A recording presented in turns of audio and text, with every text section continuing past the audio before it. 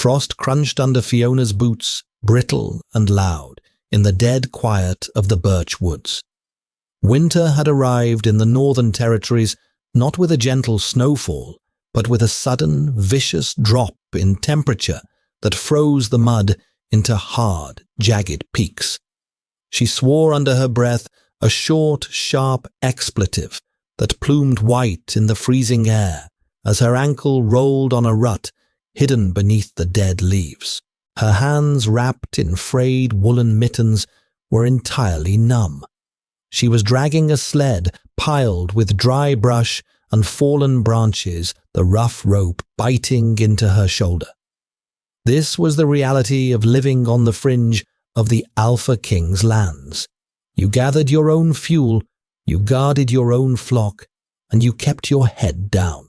Fiona paused to adjust the thick, madder-dyed scarf wrapped securely around her throat.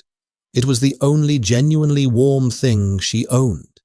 She had spun the yarn herself from the coarse belly wool of her neighbor's mean-tempered sheep, boiling it in a copper pot with dried roots until it took on the deep rusty color of dried blood. It was scratchy, imperfect, and smelled faintly of lanolin and wood smoke, but she loved it. It was a barrier between her fragile skin and the biting wind that threatened to sever her head from her shoulders. The wind died. It didn't taper off. It simply stopped, as if the forest itself had sucked in a breath and held it. The sudden absence of the wind's howl left a ringing void. Then came the smell.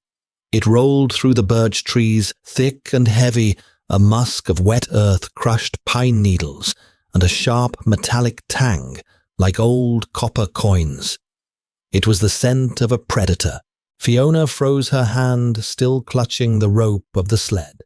Her heart executed a painful, erratic thump against her ribs.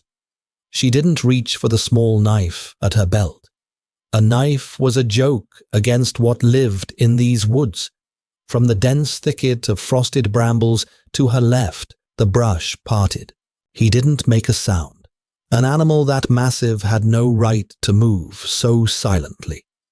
The wolf stepped onto the frozen path, blocking her way back to the village.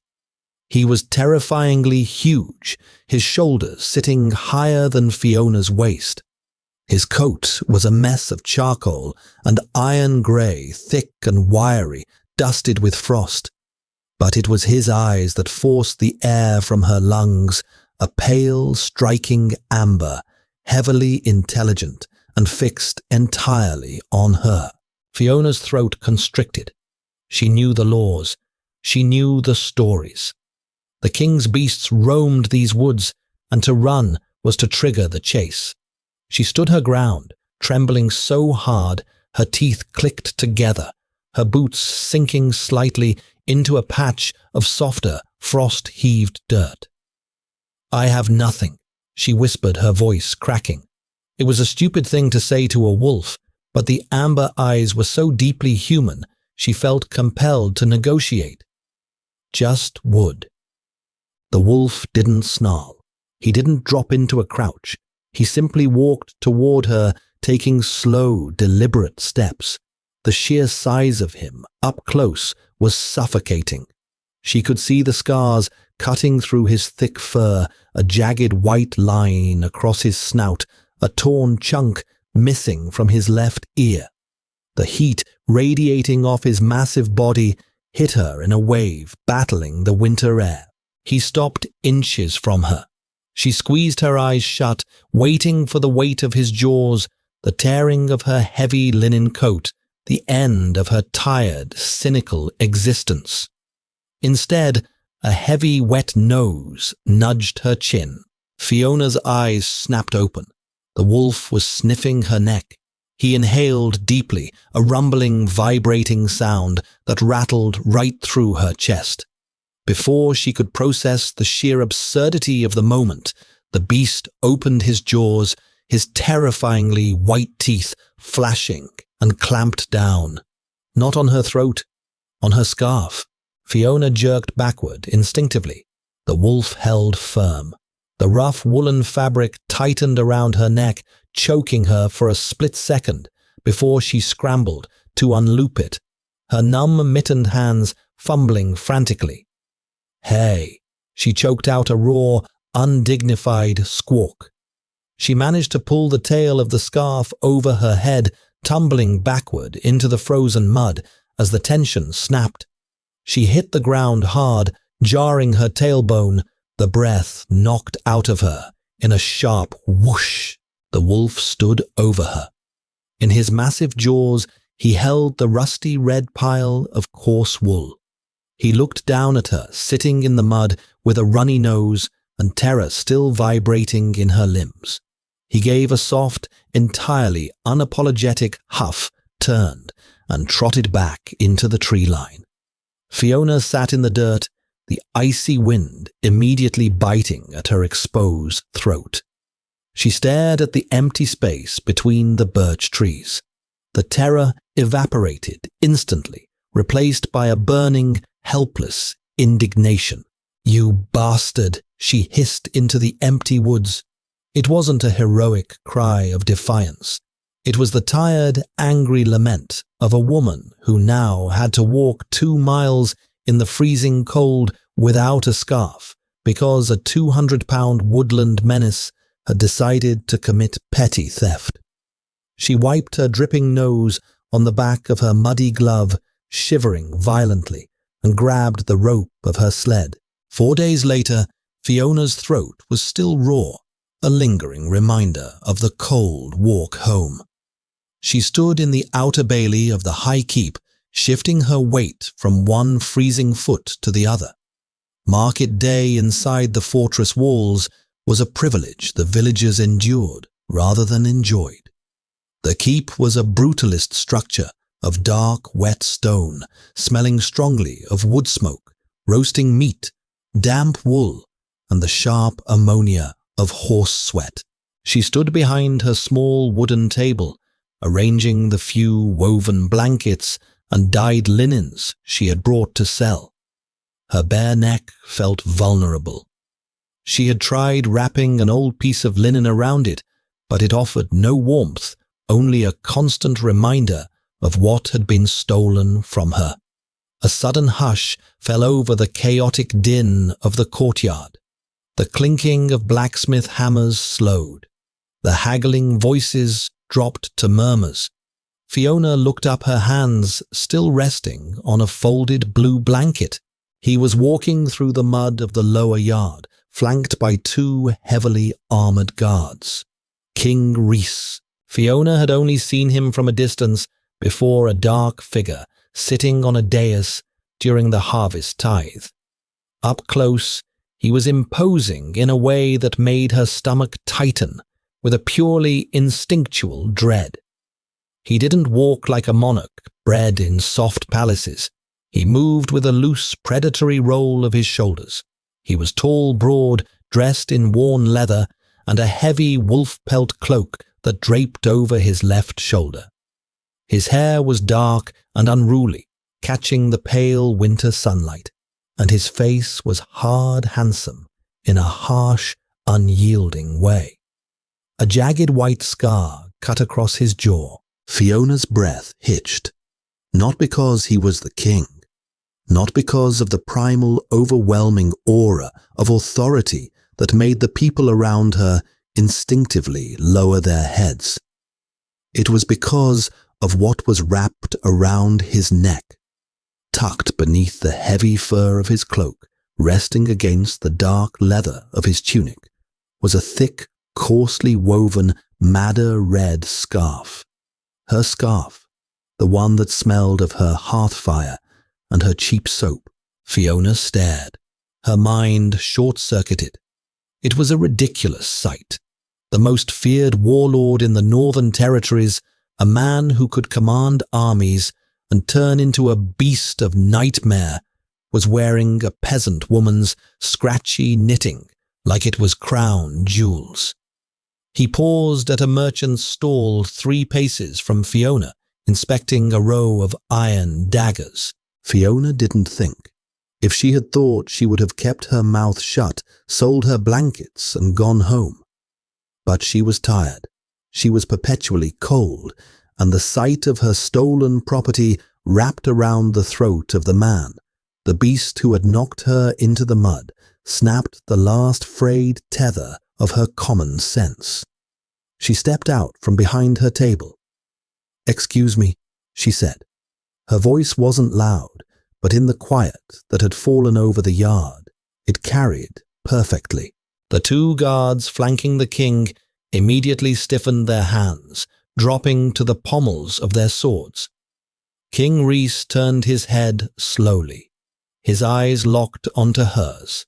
They were pale, striking amber, the exact color of the wolf in the woods. Fiona swallowed hard, the dryness in her throat making it ache. He looked at her, his gaze sweeping from her mud-caked boots to the cheap linen dress up to her bare, flushed neck, and finally to her eyes. A strange flicker crossed his face, a brief, intense flaring of his nostrils as he drew in a breath. He recognized her, or at least, he recognized her scent. "You," he said. His voice was a low, gravelly baritone that vibrated right through the damp cobblestones. "You have my scarf," Fiona said. She pointed a raw, chapped finger at his chest.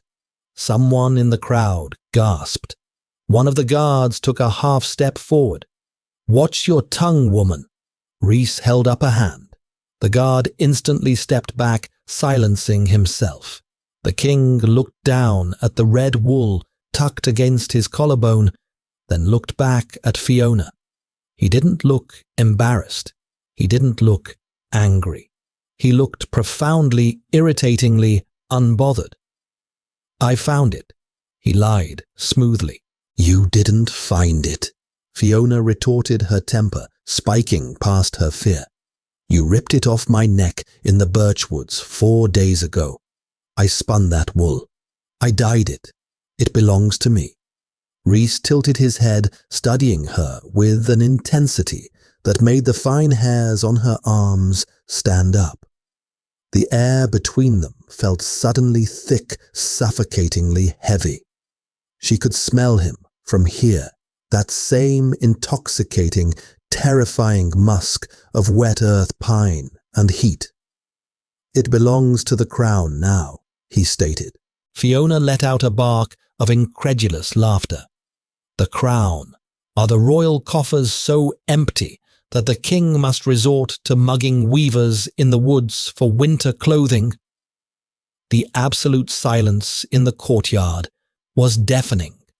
Fiona realized with a cold drop in her stomach that she had just insulted the Alpha King to his face in front of his subjects. She braced herself for the order to have her thrown in the dungeon, or worse. Instead, the corner of Rhys's mouth twitched upward. It wasn't a full smile. It was a dark, amused smirk that entirely failed to reach his predatory eyes. "The crown claims what it wants," he said softly, taking a single deliberate step toward her. The sheer size of him eclipsed the winter sun.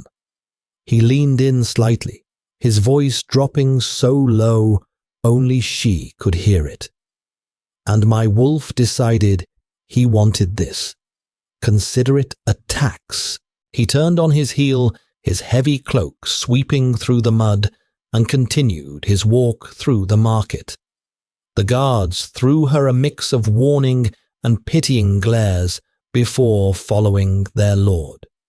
Fiona stood frozen in the center of the thoroughfare, her hands balled into tight fists at her sides, shaking with a volatile mixture of leftover adrenaline and sheer blinding frustration.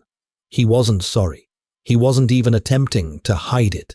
The sun dipped below the jagged peaks of the western mountains, casting the high keep in deep bruised shades of purple and grey. The market was dispersing. Vendors packed their carts with frozen, stiff fingers, eager to beat the descending night. Fiona rolled her remaining blankets, her movements jerky and aggressive. Every time the cold wind bit at her exposed neck, she cursed the king. She cursed his arrogant smirk. She cursed his stupidly broad shoulders. And most of all, she cursed the strange, heavy feeling that had settled in her gut when he looked at her. It wasn't just fear.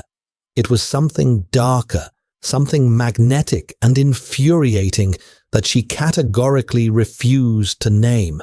"Leave the table. I'll have the stable boy bring it down to the village tomorrow." The voice came from the shadows of the arched stone portcullis. Fiona jumped, dropping a spool of twine. King Rhys stepped out of the gloom. He was alone. The heavy wolf-pelt cloak was gone, leaving him in just his dark leather tunic and mail shirt, and the red scarf. It was still wrapped securely around his throat, a bright, glaring insult against the grim metal and leather. Fiona knelt to pick up her twine, refusing to meet his eyes. "I can carry my own table, Your Grace. I don't need royal charity. I just need my property back." He walked toward her, his heavy boots making no sound on the frost-slicked cobblestones. It was that unnerving predator's walk again. He stopped on the opposite side of her small wooden table. "I am not giving it back," Rhys said. It was a simple statement of fact, devoid of malice, but entirely unyielding. Fiona slammed the spool of twine onto the wood. "Why, it's scratchy. It's cheap. It smells like sheep grease. You have chests full of silk and ermine. Why in the world do you want a peasant's mud-stained rag?" Rhys rested his hands on the edge of the table. His knuckles were scarred, his hands massive. He leaned forward, forcing Fiona to look up into his face. In the dim light, his eyes seemed to glow with a faint, unnatural luminescence. "Because it smells like you," he said. The bluntness of it hit her like a physical blow. Fiona stared at him, her lips parted, the sharp retort dying in her throat. She expected him to dress it up in some grand, sweeping declaration, or maybe to mock her. But his face was deadly serious, the muscle in his jaw ticking. "My beast," Rhys continued, his voice dropping to a gravelly murmur that sent an involuntary shiver down her spine, "has been tearing at the inside of my skull for a month. Restless, violent. He wanted to hunt, and he didn't care what." He reached up, his large, calloused fingers brushing against the rough red wool at his neck. "When I saw you in the woods, he was ready to tear the trees apart. But you stood there. You didn't run. I was terrified." Fiona snapped, hating how breathless she sounded. "I was too frozen to run." "You smelled like frost and stubbornness," Rhys countered, ignoring her interruption. He took the scarf, and when he brought it back, it quieted him. He sleeps now. He only wakes when the scent starts to fade. Fiona's heart was hammering against her ribs, a frantic trapped bird. The proximity of him was overwhelming. She could feel the heat radiating from his chest, smell the dark, intoxicating musk of him mingling with the faint, familiar scent of her own madder-dyed wool. It was a terrifying intimacy forced upon her by a creature acting on pure, irrational instinct. "That is not my problem," Fiona said. She fought to keep her voice steady, lifting her chin to glare at him. "Your mental stability is not my responsibility, Your Grace. Give it back." Rhys stared at her. A heavy, pregnant silence stretched between them, filled only by the distant clatter of a closing gate and the whistling of the wind through the stone arches. Slowly, Rhys reached into the pouch at his belt. He pulled out a heavy leather coin purse and tossed it onto the table. It landed with a solid, weighty thud, the dull clink of heavy gold. "Buy a new one," He ordered softly, "Buy 100 new ones." Fiona looked at the purse. It was more money than she would make in 3 lifetimes of weaving. It was enough to buy a solid stone house, a flock of prime sheep, enough firewood to burn until she was old. It was security. She looked from the gold back to his face. He watched her, expecting her to take it, expecting her to fold. A tight, bitter knot formed in her chest. She hated him in that moment. She hated that he could buy her compliance, that he thought a piece of her could simply be purchased to act as a pacifier for his internal monster. Fiona reached out. She didn't touch the purse. She placed her raw, red, freezing fingers flat on the table, right next to the gold. "I don't want your money," she said, her voice shaking with quiet fury. "I want my scarf, because I made it, because my hands bled making it. You can't just take things because you are stronger and then throw gold at the wound to make it disappear." Reese's eyes narrowed. The faint amusement was gone entirely, replaced by a dark, simmering intensity. He didn't move to take the gold back. He didn't move away. "I didn't take it because I am king," Reese said, his voice dropping an octave, slipping closer to a growl. "I took it because my wolf recognized what belongs to him, and he refuses to give it back." He leaned closer until the rough fabric of his tunic brushed the edge of her wooden table. The air between them crackled with a sudden sharp static. "I am not sorry, Fiona," he whispered, speaking her name for the first time, the syllables tasting entirely too natural on his tongue. "And I am keeping it." Night in the fringe territories did not fall. It slammed down like an iron lid. Fiona shoved the warped wooden door of her cottage shut against the rising gale, throwing her weight against the planks until the iron latch finally caught with a stubborn clank. She stood in the pitch black of her single-room house, her lungs burning, drawing in the smell of stale ash and damp rushes. She had left the gold on the table in the high keep. It was a stupid, prideful, immensely satisfying thing to do. It was also a decision that currently tasted like copper and regret in the back of her mouth. Her fingers were so stiff they felt like cracked twigs as she fumbled in the dark for the flint and steel. Sparks showered over the miserable pile of dry moss in her hearth, catching twice before dying out. "Burn, you miserable bastard," she muttered, striking the steel again, harder. When the fire finally took, it was a pathetic, smoky thing. The birch she had gathered 4 days ago, the day she had been robbed by a 200-pound monster, was still damp. It hissed and spat, releasing a noxious white smoke that instantly irritated her raw throat.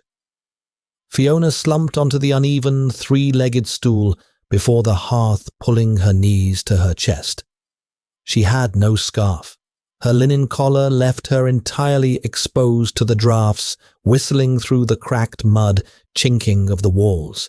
She stared into the weak orange flames, her mind replaying the confrontation in the courtyard, the sheer mass of King Reese leaning over her, the glow in his amber eyes, the infuriating, terrifying arrogance of his claim.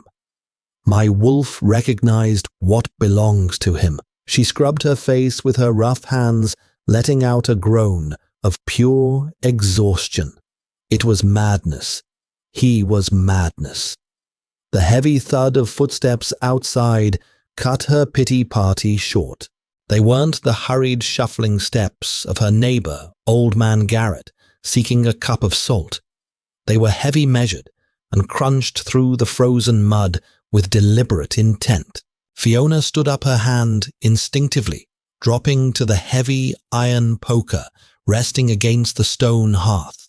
The wind outside howled a vicious, high-pitched scream, but over it she heard the distinct sound of something massive being dropped onto her tiny front porch. The timber floorboards groaned under the sudden weight. No knock. The iron latch lifted. The door swung open, tearing out of the visitor's grip as the wind caught it slamming violently against the inside wall. Fiona raised the iron poker, her heart hammering a frantic, sickening rhythm against her ribs. Rhys stood in the doorway. He filled the entire frame, a towering silhouette against the swirling, violent snow that had just begun to fall. He wasn't wearing his kingly armor. He wore a thick, boiled leather tunic, faded black canvas trousers, and heavy boots caked in fresh mud. Over his shoulder, he held an enormous canvas sack, and around his neck, vivid against the dark leather and the swirling snow, was the madder red scarf. He didn't look at her immediately. He turned, grabbed the heavy oak door, and hauled it shut against the wind, throwing the latch with a forceful shove. The sudden silence in the cottage was deafening, broken only by the pathetic hiss of Fiona's damp fire. Rhys dropped the canvas sack.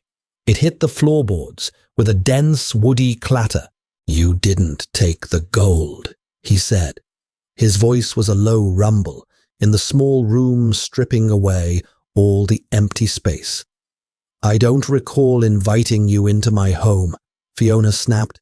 Her voice wavered, betraying the sheer visceral panic of being locked in a 12 by 12 room with the Alpha King. She kept the poker raised. "Get out." Rhys looked at the rusted piece of iron in her hand. He didn't smile, but the corner of his eye crinkled slightly. He ignored the weapon entirely and looked toward the hearth. His nose flared.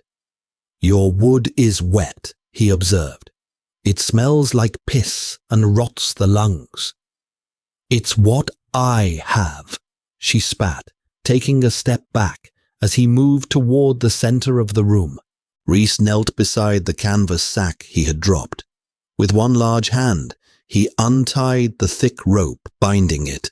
It fell open, revealing perfectly split, densely grained oak logs. They were dry-seasoned and entirely free of rot. He picked up 3 logs, the muscles in his forearms bunching under the leather, and walked to the hearth. He knelt on the stone, his sheer size making the hearth look like a child's toy.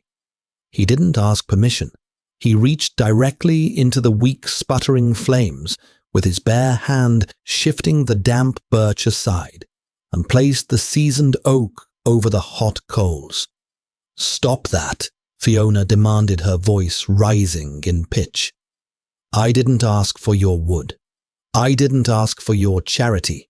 It isn't charity," Rhys said, not looking back at her. He blew gently on the coals. The fire caught the dry oak, instantly roaring to life with a sudden violent heat that chased the damp chill from the room in seconds. "It's payment. I told you I don't want your money." Rhys stood up, dusting ash from his scarred hands. He turned to face her, the sudden light from the blazing fire casting deep, harsh shadows across his face. The white scar on his jaw looked pronounced, savage. "You refused the gold," he said, his amber eyes locking onto hers. "So I brought firewood. Enough for the month. Tomorrow a man will bring a quarter of salted beef and a sack of milled flour." Fiona stared at him, genuine bewilderment cutting through her anger. "Why are you doing this? You stole a scarf. You don't owe me a winter's worth of provisions." Rhys took a step toward her. Fiona stiffened her grip on the poker, turning her knuckles white. He stopped, recognizing the fear, a flicker of something dark crossing his features. "I told you," he said, his voice dropping to that gravelly register that seemed to vibrate in the floorboards. My beast is quieted. He smells you on the wool and he sleeps. That kind of peace. It cannot be bought with a handful of coins, but it must be paid for. Fiona looked at the scarf. It looked ridiculous on him. It was bunched unevenly, a thread unraveling near his clavicle. It was entirely too domestic for a creature that could rip a man in half. "Take it off," she said. It wasn't a demand this time. It was a tired, ragged plea. "Just leave it here and go away, please." Reese's jaw tightened. The air in the room shifted, growing heavier, denser. The smell of pine-wet earth and something sharply metallic overpowered the smoke of the fire. "I can't," he said softly. "You are the king." Fiona shot back a bitter, cynical laugh escaping her lips. "You can do whatever you want." "No," Reese corrected his gaze, intense, entirely unblinking. "I am an alpha, and right now the only thing keeping the wolf from tearing through my ribs and hunting you down to drag you to my den is the fact that I am wearing this." He touched the red wool. "If I take it off Fiona, I will not leave this cottage." The blunt, terrifying honesty of his words hung in the stifling heat of the room. Fiona's breath hitched. She looked into his eyes and saw the raw, barely contained violence there, swimming just beneath the surface. He wasn't exaggerating. He was holding on to a frayed thread of control, and that thread was dyed with madder root. Before she could form a response, the sudden extreme change in temperature from freezing draft to roaring oak fire hit her system. The room spun. Fiona swayed her vision, graying at the edges.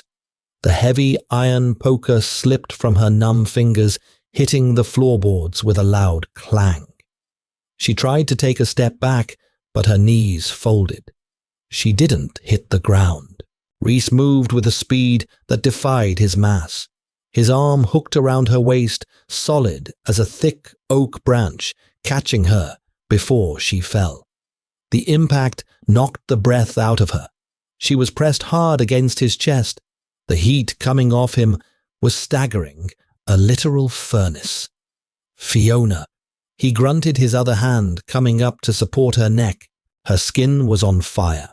The chill that had been living in her bones for 4 days suddenly violently inverted, turning into a deep, radiating heat. She shivered violently, a full-body tremor that rattled her teeth. "I'm fine," she slurred, trying weakly to push against his solid chest. It was like pushing against a stone wall. Reese swore a harsh, guttural sound. He didn't let her go. Instead, he scooped her up entirely, ignoring her weak protests, and carried her the 3 steps to her narrow, lumpy mattress in the corner of the room.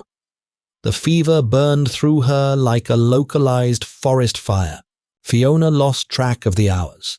The world narrowed to a miserable, suffocating cycle of freezing and burning. She lay on her thin mattress, her clothes soaked in a foul, cold sweat. Her throat felt as though she had swallowed crushed glass. Every cough was a physical agony that tore through her chest, leaving her gasping in the stale air. Through the haze of delirium, she was aware of movement in her cottage. The fire never died. The dry oak cracked and popped, throwing a warm orange glow across the low ceiling. Sometimes she heard the slosh of water. Sometimes she smelled the sharp, savory scent of bone broth boiling in her small iron pot. And always she felt the presence. It was a heavy, looming weight in the room, a shadow that blocked out the firelight, accompanied by the distinct smell of leather pine needles and the wild copper tang of an animal. Fiona opened her eyes. The room was blurry, swimming in the dim light.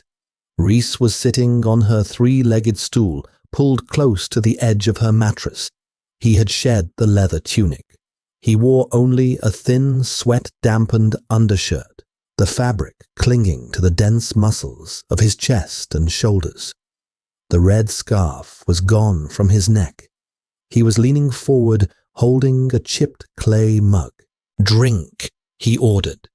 His voice was quiet, lacking the commanding bark of a king, but it carried an undeniable weight. Fiona tried to push herself up. Her arms gave out immediately, shaking like overcooked noodles. She let out a frustrated, rattling groan, falling back against the thin pillow. Rhys shifted. He didn't ask.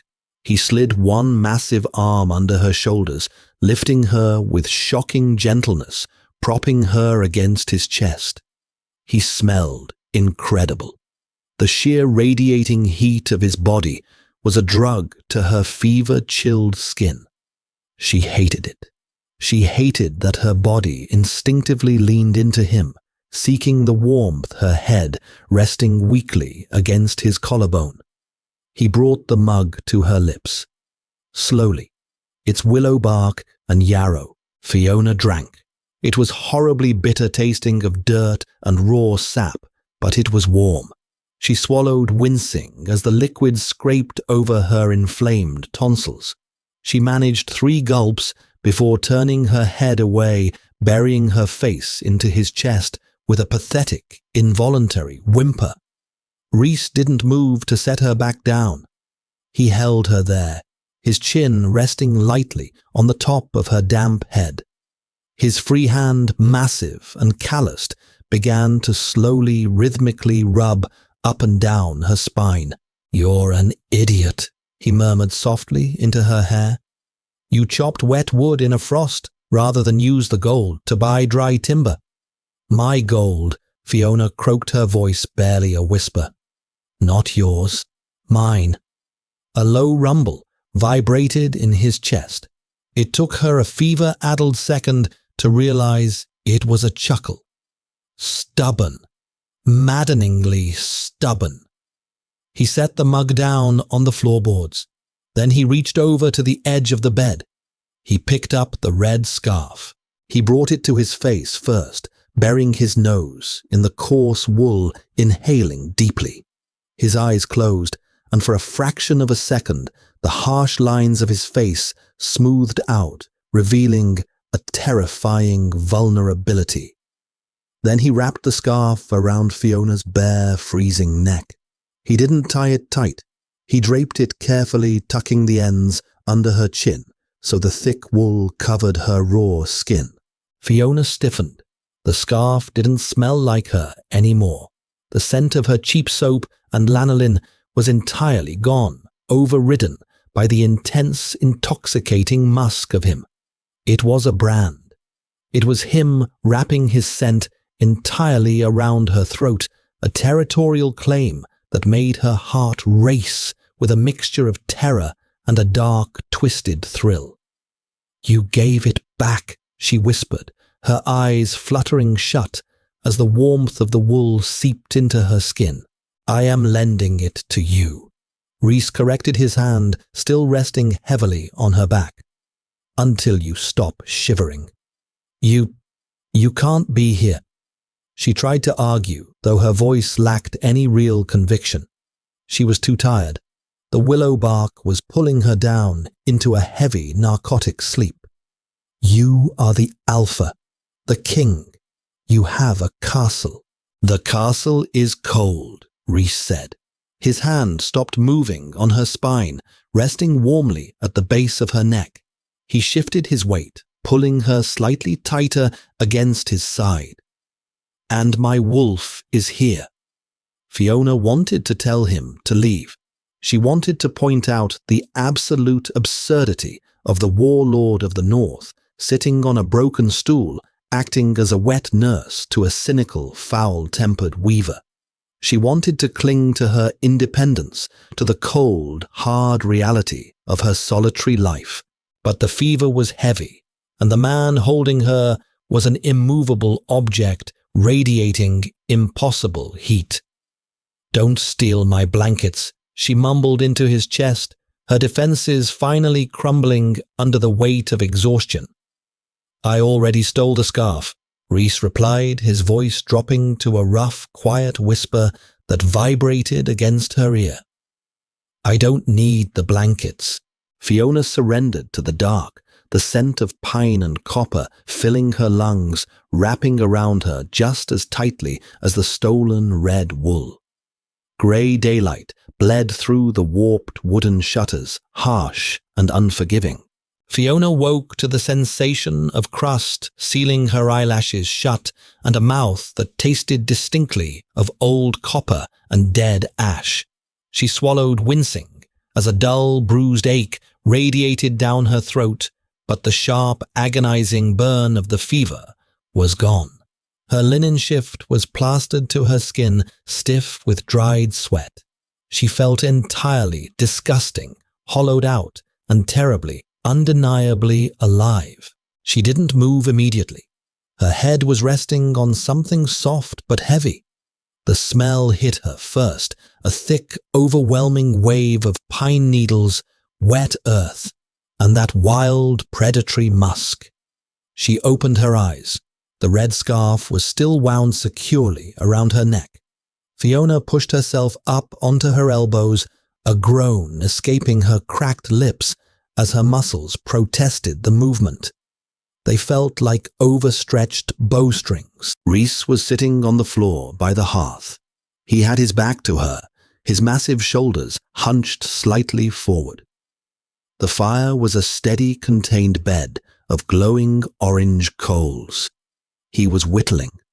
A long, curling strip of pale oak fell from the blade of a heavy hunting knife, joining a small pile of shavings at his boots. He didn't wear a crown. He didn't wear armor. In the dim, dusty light of her cramped cottage, wearing a sweat-stained undershirt and faded trousers, he looked entirely out of place, like a dire wolf crammed into a rabbit hutch. "You snore," Reese said. His voice was a low rumble, rough with sleep deprivation. He didn't turn around. He just continued dragging the heavy blade down the length of the wood.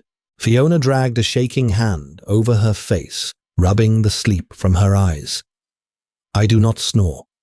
I survived a localized plague. There is a difference." It sounded like a dying badger caught under a floorboard. He finally turned his head. His amber eyes caught the glow of the coals. There were dark, bruised shadows beneath them. The harsh lines of his face were drawn tight with exhaustion. He hadn't slept. He had spent the entire night, perhaps multiple nights. She had no idea how much time had passed sitting on her filthy floorboards, feeding her fire and keeping watch. A sudden, uncomfortable tightness gripped Fiona's chest. It wasn't the fever. It was a suffocating wave of vulnerability. She was used to the cold. She was used to isolation. She understood transactions, a woven blanket for a bag of flour, a day of labor for a bundle of firewood. She did not understand a feral, violent warlord sitting in her ash-covered hearth, making sure she didn't freeze to death in her sleep. "How long?"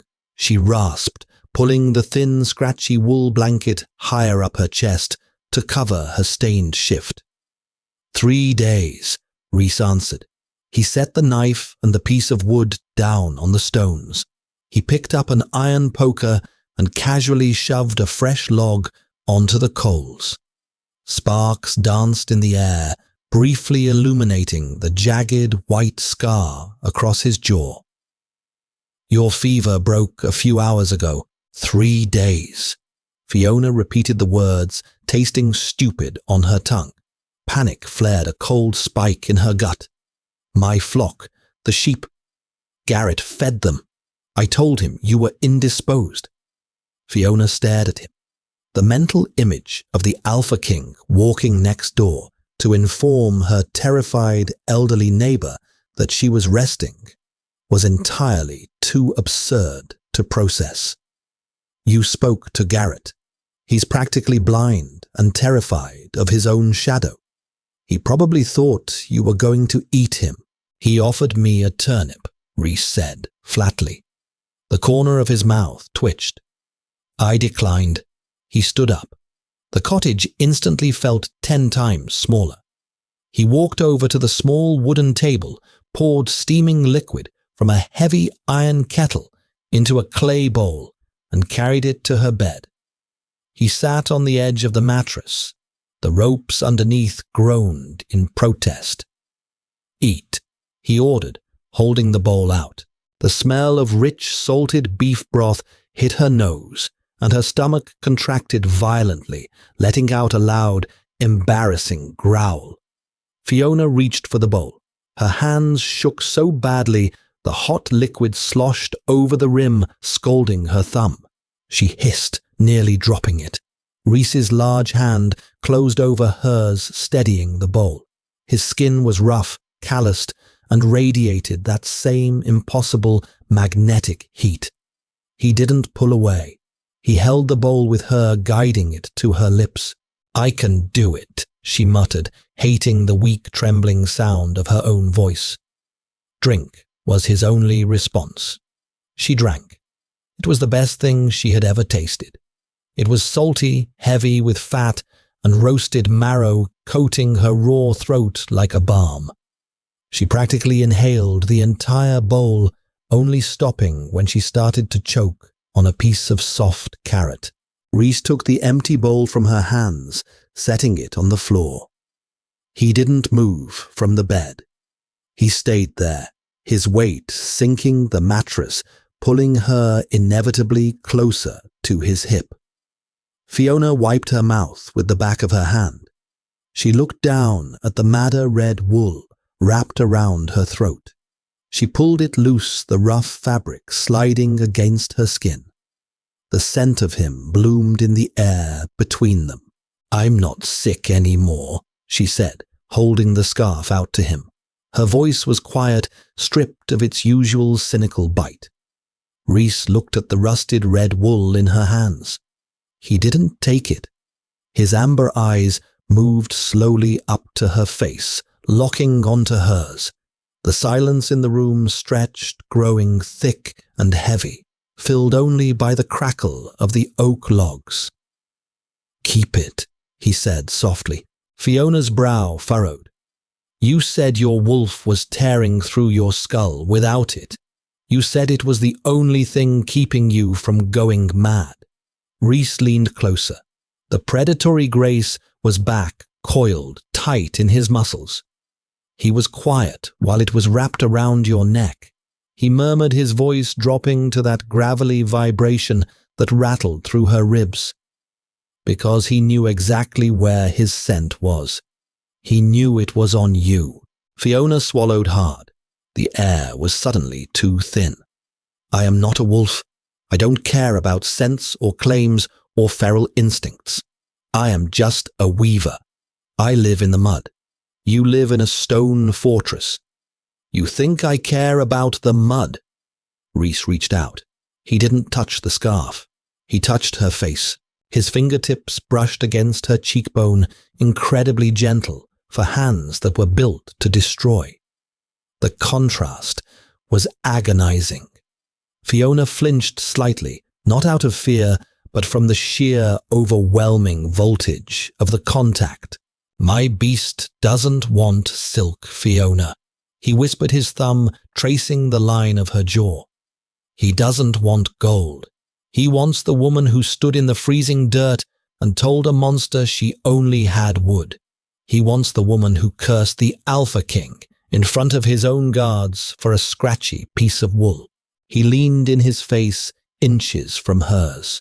His breath was warm, smelling of willow bark and the faint, coppery tang of the hunt. And right now, the man is having a very hard time disagreeing with him. Fiona's heart hammered against her sternum. She wanted to push him away. She wanted to retreat behind her walls of sarcasm and cynical independence. It was safe there. It was cold, but it was safe. But looking into his eyes, she saw the raw, terrifying honesty of his admission. He wasn't demanding. He was confessing. "I don't know how to belong to anyone." She whispered the words slipping out before she could stop them. It was the truest thing she had said in years. Reese's hand slid from her jaw, his long fingers tangling gently in her messy, sweat-dampened hair. He rested his forehead against hers. "Neither do I," he breathed. "So, we will learn." 2 days passed in a state of suspended, suffocating reality. Fiona was back on her feet, though her legs still felt like lead weights. She moved around the small cottage, sweeping ash, scrubbing clay pots, and trying to ignore the massive, intimidating warlord who had seemingly decided to take up permanent residence in her corner chair. The dynamic was maddening. Reese didn't act like a king in her home. He acted like a guard dog. He chopped an entirely unnecessary amount of wood. He carried buckets of water from the frozen creek, breaking the ice with a casual strike of his boot. He watched her constantly, his pale amber eyes tracking her every movement with a dark, heavy intensity that made her skin prickle. And she still wore the scarf. She told herself she wore it because the drafts in the cottage were still bitter, but it was a lie. She wore it because it smelled like him. The scent of pine and wild earth had become a bizarre, comforting tether. It meant the fire would not go out. It meant she was not alone. It was a terrifying realization for a woman who had built her entire existence around needing no one. The fragile bubble burst on the morning of the 3rd day. Fiona was kneading rye dough on the wooden table when the sound echoed through the valley.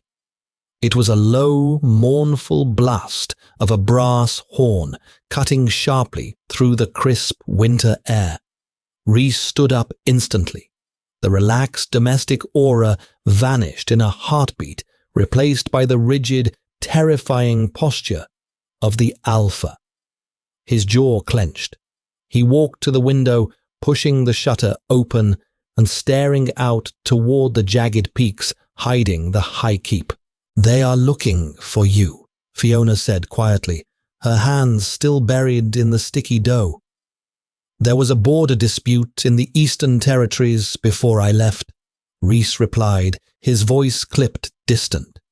"It seems my general has lost his patience waiting for my return."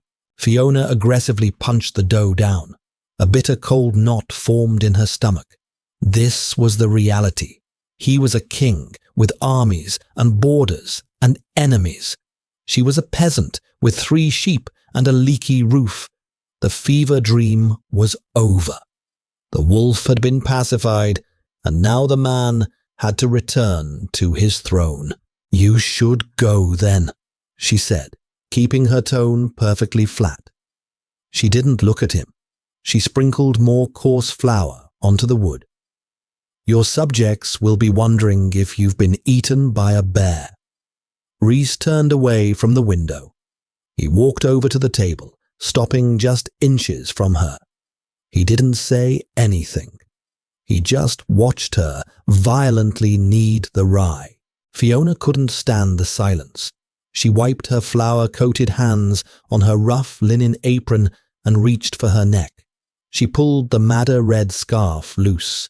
It slipped off her shoulders, feeling suddenly heavy and entirely too warm in her hands. She held it out to him. "Here," she said, forcing herself to meet his eyes. Her chin was tipped up in that familiar, stubborn angle. "Your pacifier. Take it before you start tearing up your royal banners."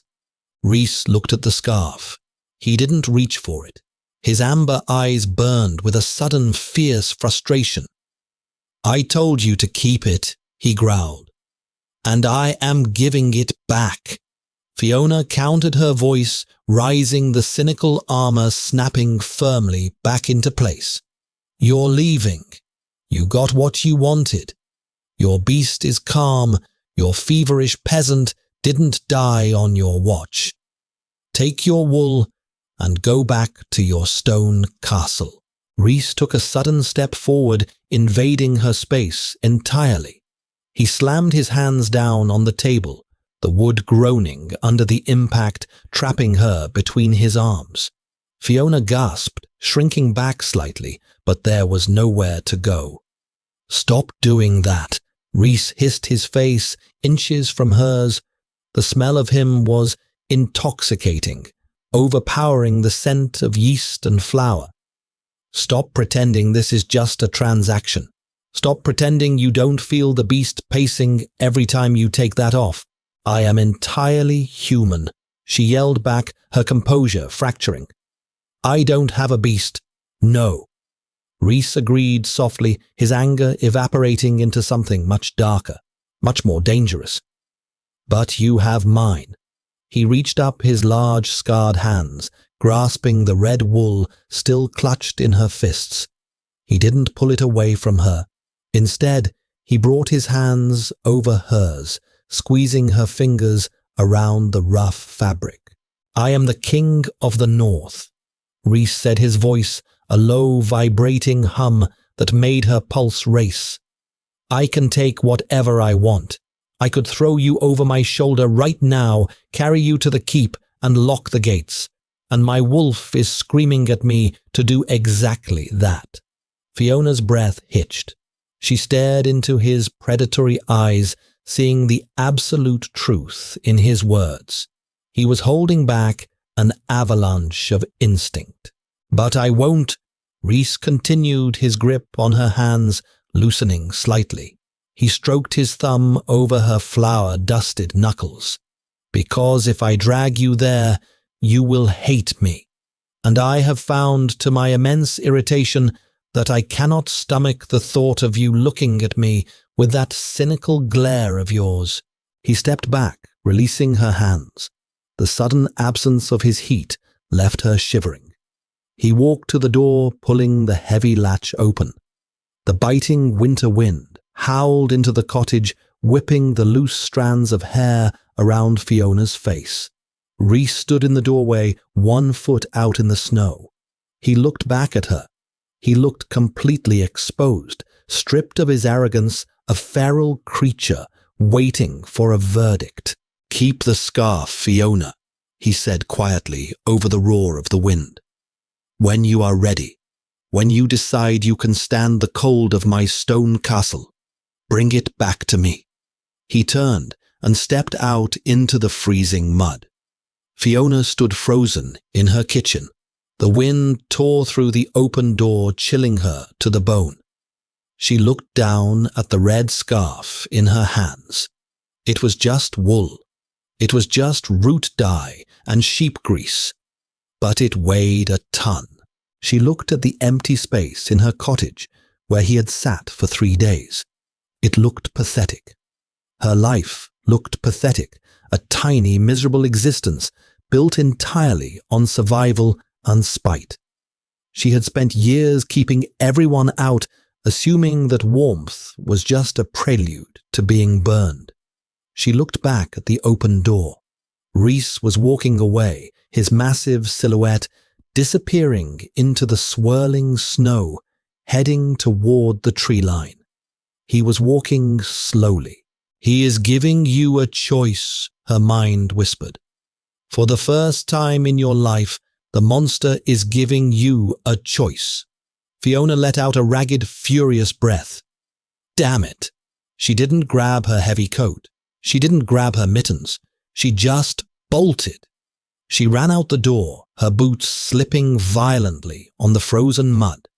The cold hit her bare arms like a physical blow, but she didn't care. She sprinted through the snow, her chest heaving, the icy air burning her recovering lungs. "Hey!"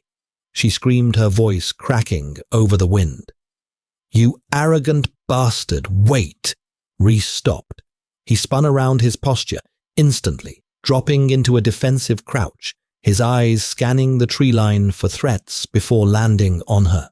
Fiona slammed into him. She didn't slow down. She just threw her weight against his solid chest, nearly knocking them both into a snowbank. He caught her immediately, his arms wrapping around her waist like iron bands, a low sound of pure instinctual relief tearing from his throat. "You forgot your scarf," Fiona panted, looking up at him, her nose already dripping from the cold. She reached up, rising on her tiptoes. She didn't wrap the red wool around her own neck. With shaking hands, she looped the thick, scratchy fabric around his neck, pulling it snug against his collarbone. She smoothed the ends down over his leather tunic, her fingers lingering against his racing pulse. Rhys stared down at her, his amber eyes wide, the pupil blown almost completely black. He looked at the scarf and then at her face. "I expect you to keep me warm in that miserable, drafty castle of yours," Fiona whispered, her cynical facade cracking into a small, entirely genuine smile. "And if you ever steal my knitting again, I will stab you with the needles." A dark, feral grin broke across the king's face. He didn't say a word. He just buried one hand in her hair, wrapped the other securely around her waist, and crushed his mouth to hers. It wasn't gentle. It was possessive, desperate, and tasted of snow danger and an absolute unyielding claim. Fiona kissed him back, her fingers gripping the lapels of his tunic, letting the deep, radiant heat of the alpha burn away the last of her winter cold. He had stolen her scarf, and she, in turn, had stolen the beast. And standing in the freezing snow, entirely wrapped in his scent, she found she wasn't sorry at all. Did you love this gritty, grounded take on the Alpha King and his stubborn weaver? If Fiona's defiance and Rhys's raw obsession kept you hooked, hit that like button right now. Share this story with your fellow dark romance addicts and subscribe to the channel for more deeply human, unapologetic tales of feral love. Drop a comment below. What was your absolute favorite moment? See you all in the next video.